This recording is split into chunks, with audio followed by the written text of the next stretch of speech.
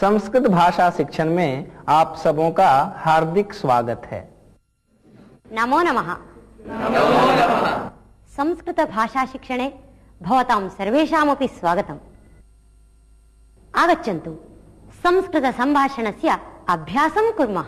मान्ये जलम् आवश्यकम्। आगच्छतु।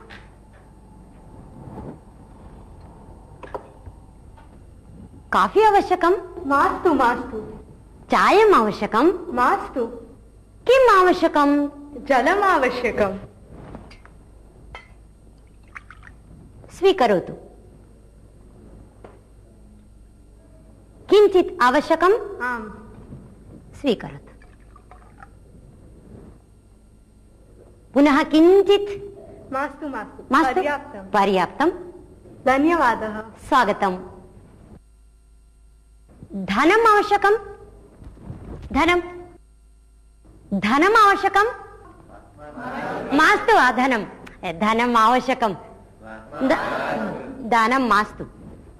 चाकलेहः आवश्यकः? चाकलेहः आवश्यकः।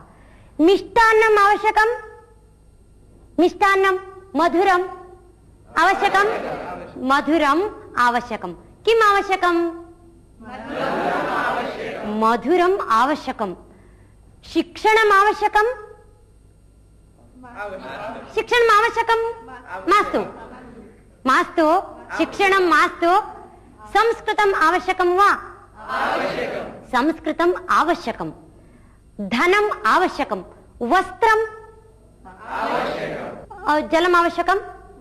जलं मास्तु। ताडनम् आवश्यकं वा? मास्तु मास्तु। ताडनं मास्तु। वस्त्रम् आवश्यकं। धनम् आवश्यकं। कोलाहलः मास्तु। द्वेषः मास्तु। द्वेषः मास्तु। यदि हमें कुछ चाहिए तो चाहिए के अर्थ में हम आवश्यकम शब्द का प्रयोग कर सकते हैं। यदि नहीं चाहिए तो हम मास्तु शब्द का प्रयोग करेंगे।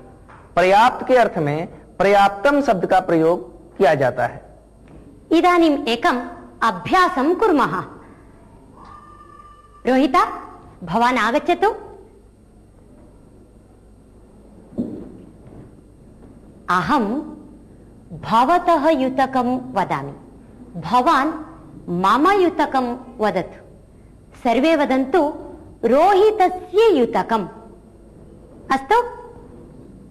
भवतः युतकं। मम युतकं। रोहितस्य युतकं। भवतः कर्णः। मम कर्णः। रोहितस्य कर्णः। भवतः नासिका। मम नासिका। रोहितस्य नासिका। समीचीनं। गच्छतु। सुनीते, भवती आगच्छतु। अहं भवत्याः आभूषणं वदामि, भवती मम आभूषणं वदतु। भवन्तः सुनीतायाः आभूषणम् इति वदन्तु। अस्तु वा? भवत्याः आभूषणं। मम आभूषणम्।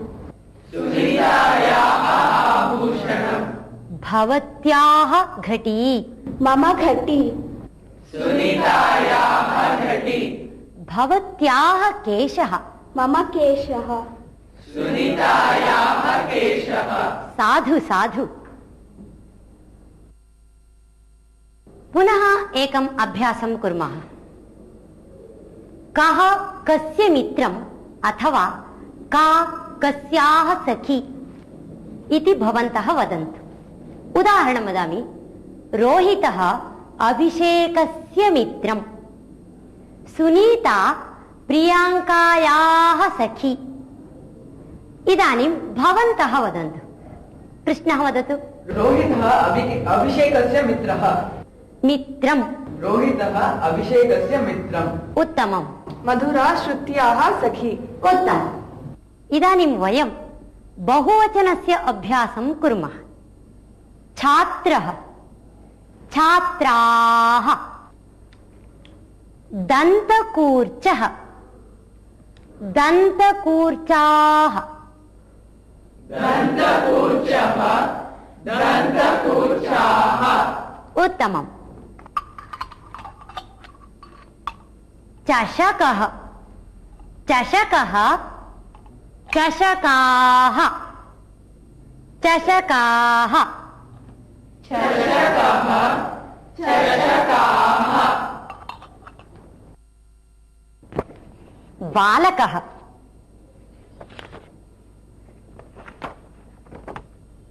बालकाः,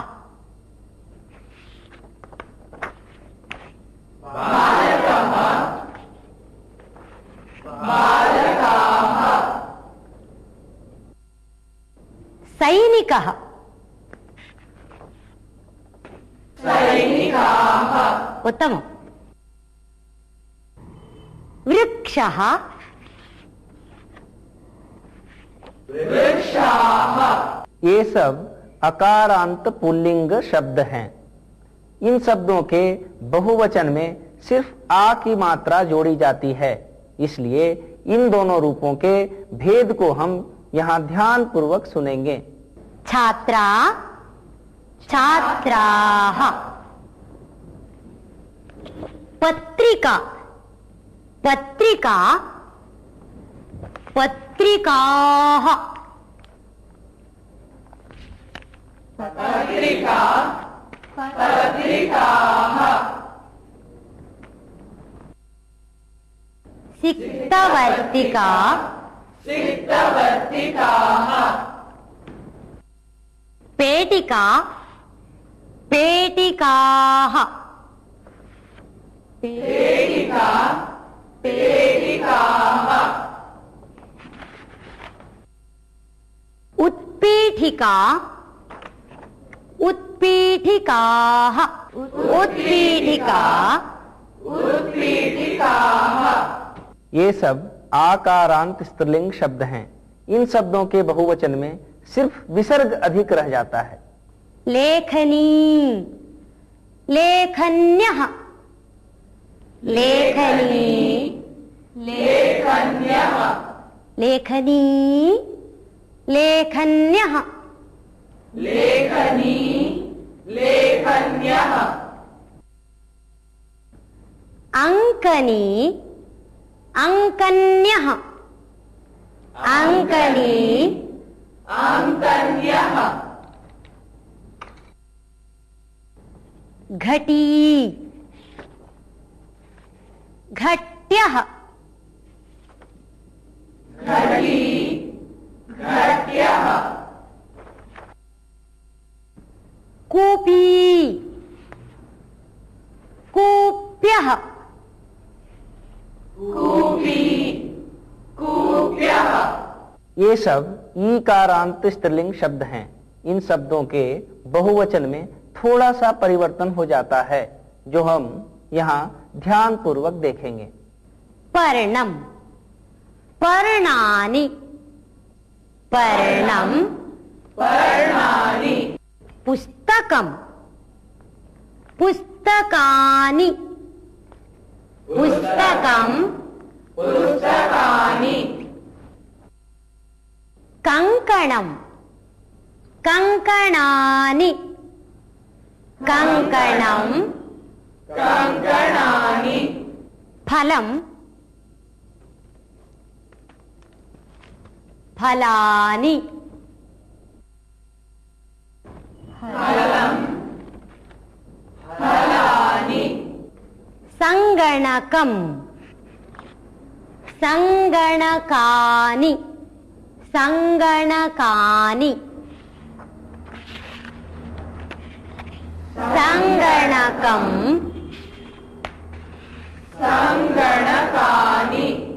ये सब अकारांत नपुंसकलिंग शब्द हैं। एक वचन में इन शब्दों के अंत में अम होता है, किंतु बहुवचन में इन शब्दों के अंत का अम आनी में परिवर्तित हो जाता है। छात्रः अस्ति, छात्राः सन्ति, छात्रा अस्ति, छात्राः सन्ति।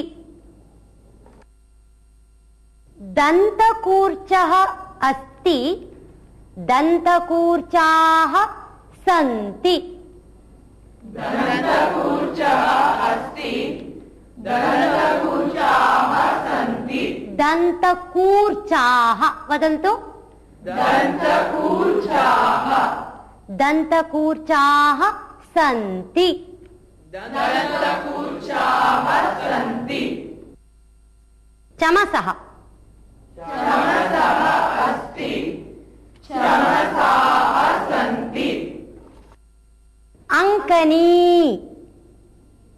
अंकनी अस्ति अंकन्यः सन्ति अंकन्यः सन्ति अंकनी अस्ति अंकन्यः सन्ति पर्णम् अस्ति पर्णानि सन्ति पर्णम् अस्ति पर्णानि सन्ति अहम् एकवचने वदामि भवन्तः परिवर्तनं कुर्वन्तु वृक्षः अस्ति वृक्षाः सन्ति बालकः अस्ति बालकाः सन्ति गायकः अस्ति गायकाः सन्ति लेखकः अस्ति लेखकाः सन्ति आपणः अस्ति आपणाः सन्ति बालिका अस्ति बालिकाः सन्ति पत्रिका अस्ति पत्रिकाः सन्ति पत्रम् अस्ति पत्राणि सन्ति पत्रम् अस्ति पत्राणि सन्ति पुष्पम् अस्ति पुष्पाणि सन्ति मन्दिरम् अस्ति मन्दिराणि सन्ति फलम् अस्ति फलानि सन्ति पर्णम् अस्ति पर्णानि सन्ति अंकनी अस्ति अंकन्यः सन्ति अंकनी अस्ति अंकन्यः सन्ति लेखनी अस्ति लेखन्यः सन्ति लेखनी अस्ति लेखन्यः सन्ति इदानीम् एकम् अभ्यासं कुर्मः बालिकाः सन्ति बालकाः सन्ति बालकः एकवचनवाक्यं वदति बालिकाः बहुवचनरूपं वदन्ति तस्य वाक्यस्य बहुवचनरूपं वदति बालिका एकवचनं वाक्यं वदति बालकाः परिवर्तयन्ति अस्तु वा अस्तु वदतु बालिका अस्ति बालिकाः सन्ति उत्तमम् पुस्तकम् अस्ति पुस्तकानि सन्ति वृक्षः अस्ति वृक्षाः सन्ति लेखनी अस्ति लेखन्यः सन्ति पत्रिका अस्ति पत्रिकाः सन्ति घटी अस्ति घट्यः सन्ति उत्तमं साधु साधु कृष्ण उत्तिष्ठतु सः छात्रः ते छात्राः सः छात्रः ते छात्राः सः पुरुषः ते पुरुषाः सः कः सः पुरुषः ते के ते पुरुषाः कः पुरुषः सः पुरुषः हस्तं दर्शयन्तु सः कः सः पुरुषः कः पुरुषः सः पुरुषः ते पुरुषाः ते के ते पुरुषाः के पुरुषाः ते पुरुषाः के पुरुषाः ते पुरुषाः अक्षता उत्तिष्ठतु बालिका बालिकाः सा बालिका ताः बालिकाः सा पेटिका ताः पेटिकाः सा का सा पेटिका ताः काः ताः पेटिकाः का पेटिका सा पेटिका सर्वे हस्तं दर्शयन्तु का पेटिका सा पेटिका काः पेटिकाः ताः पेटिकाः उत्तमम् तत् चित्रं तानि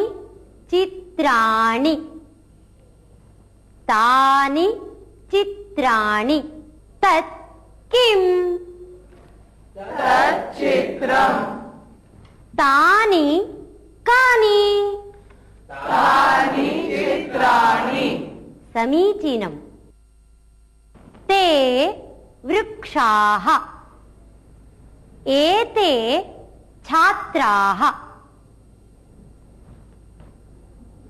एते वृक्षाः ते छात्राः एते के ते वृक्षाः एते के ते वृक्षाः उत्तमम् अब तक आप लोग तत् एवं एतत् शब्दों के बहुवचन रूप जान गए होंगे। जब हम दूर स्थित किसी पुरुष अथवा पुल्लिंग शब्दों को निर्देशित करते हैं तब हम ते शब्द का प्रयोग करेंगे, जैसे ते वृक्षाः। इसी प्रकार समीप स्थित पुरुषों तथा पुल्लिंग शब्दों के लिए हम एते शब्द का प्रयोग करेंगे, जैसे एते छात्राः ताः घट्यः एताः बालिकाः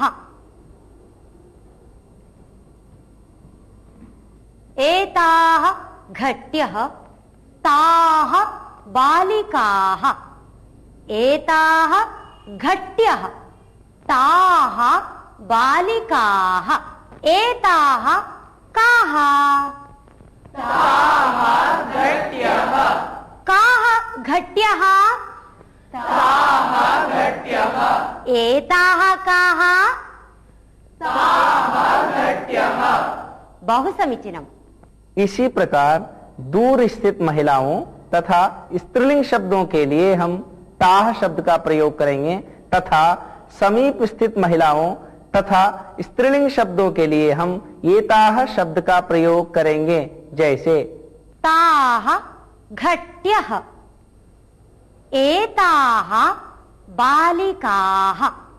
इसी प्रकार दूर स्थित वस्तुओं तथा नपुंसक लिंग शब्दों के लिए तानि तथा समीप स्थित वस्तुओं तथा नपुंसक लिंग शब्दों के लिए एतानि शब्द का प्रयोग करेंगे, जैसे तानि फलानि एतानि पुस्तकानि।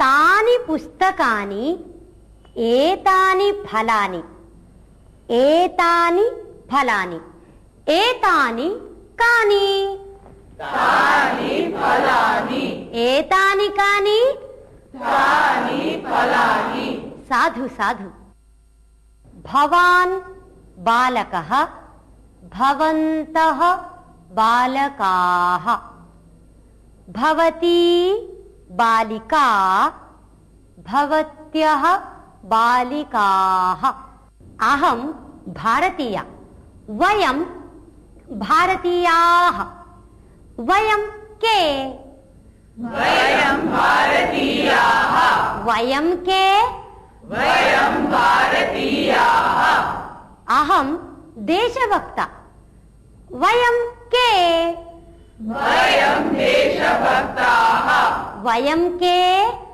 वयं देशभक्ताः भवन्तः बालकाः भवन्तः के वयं बालकाः भवन्तः के वयं बालकाः भवत्यः बालिकाः भवत्यः काः वयं बालिकाः भवत्यः काः? वयं बालिकाः समीचीनम्। भवान् भवन्तः भवती भवत्यः अहं वयम्। इन शब्दों का अर्थ आप लोग जान ही चुके होंगे। अहम् एकवचनं वदामि, भवन्तः बहुवचनं वदन्तु। एकम् अभ्यासं कुर्मः। अहं भारतीया, भवन्तः के? वयं भारतीयाः अहं देशभक्ता, वयं देशभक्ताः अहं राष्ट्रभक्ता, वयं राष्ट्रभक्ताः अहं चतुरा, वयं चतुराः अहं मूर्खा। वयं मूर्खाः। वयम् इदानीम् एकं सुभाषितं शृणुमः। नाभिषेको न संस्कारः सिंहस्य क्रियते वने विक्रमार्जित सत्वस्य स्वयमेव मृगेन्द्रता